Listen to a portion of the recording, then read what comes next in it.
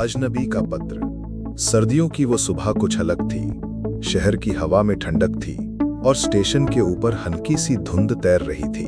Platform number 3 पर कुछ लोग चाय की चुस्कियां ले रहे थे तो कुछ अपनी अपनी गाड़ियों का इंतजार कर रहे थे। एक कोने में पुराने लकड़ी के बेंच पर अनाया बैठी थी।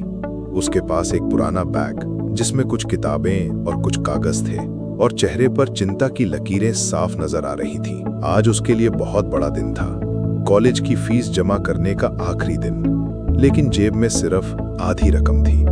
अगर आज पैसे पूरे नहीं हुए तो उसका नाम दाखिले की लिस्ट से कट जाएगा। अनाया पिछले 3 साल से इस शहर में अकेले रह रही थी।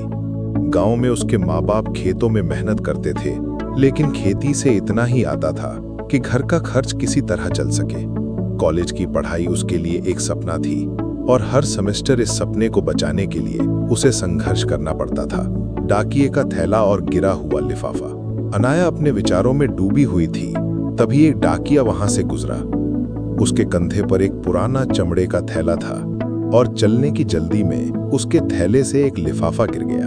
अनाया ने लिफाफा उठाया और आवाज दी, अरे, आपका लिफाफा गिर गया है। लेकिन शोरगुल में डाकिये ने शायद सुना ही नहीं। वो भीड़ में गायब हो गया। अनाया ने लिफाफे को गौर से देखा। ये पुराना और पीला हो चुका था, जैसे सालों से कहीं रखा हो। उसके ऊपर नाम पता धुंधले अक्षरों में लिखा था, लेकिन उसके ऊपर मोटे अक्षरों में एक अजीब सा नोट था, जिसके लिए ये है वो अब नहीं है, लेकिन अगर कोई पढ़े तो शायद किसी का रास्ता बदल दे। उसका दिल धड़कने लगा।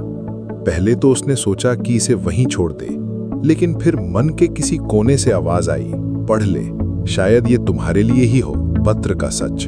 अनाया ने धीरे धीरे लिफाफा खोला। उसमें एक चिट्ठी और कुछ पैसे थे। चिट्ठी में लिखा था, प्रिय अजनबी, अगर ये पत्र तुम्हारे हाथ लग रहा है तो समझ लो ये किस्मत का खेल है। मैं भी कभी तुम्हारी तरह सपनों के लिए लड़ रहा था।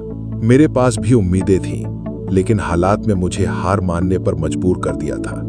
मैंने पढ़ाई छोड़ दी और बाकी की जिंदगी उस पछतावे में गुजारी कि काश थोड़ा और धैर्य रखता, थोड़ा और संघर्ष करता। अब मेरी उम्र 60 साल है।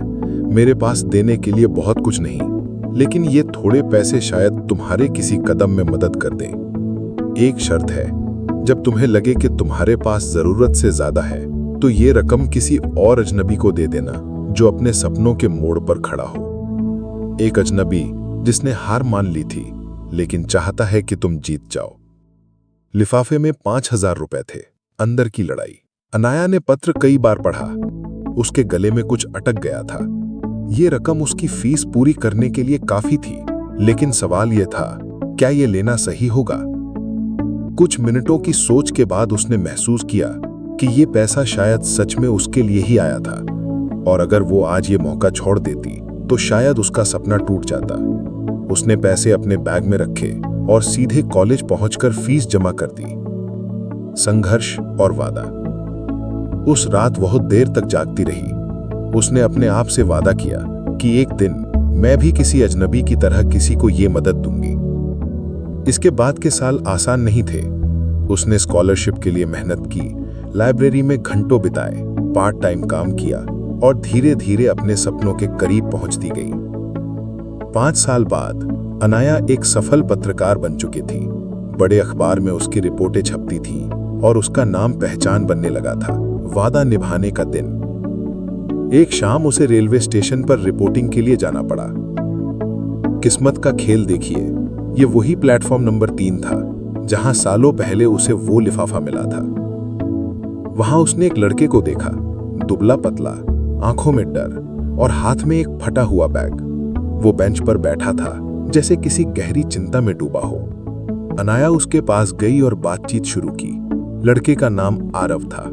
वो गांव से इंजीनियरिंग की पढ़ाई करने आया था, लेकिन हॉस्टल की फीस और किताबों के पैसे नहीं थे। अगले हफ्ते उसका एडमिशन कैंसिल होने वाला था। अनाया चुपचाप अपने बैग से एक पुराना लिफाफा निकाल लाई। वही लिफाफा जो उसने इतने साल संभाल कर रखा था।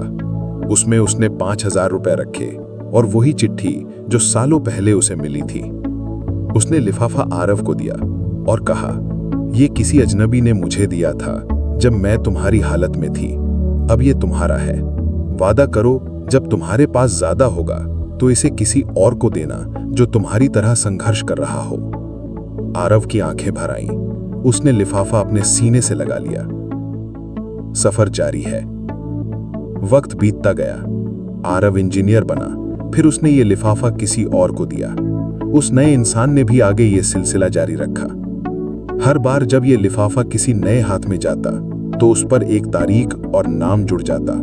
ये सिर्फ पैसे का लिफाफा नहीं था, ये उम्मीद, संघर्ष और इंसानियत का सिलसिला बन चुका था। शायद आज भी वो लिफाफा किसी प्लेटफॉर्म पर, किसी बस स्टॉप पर या किसी अनजान गली में किसी का इंतजार कर रहा है, किसी ऐसे इंसान का जो हार मानने की कगार पर है, लेकिन इस पत्र को पढ़कर फिर से खड़ा हो जाएगा।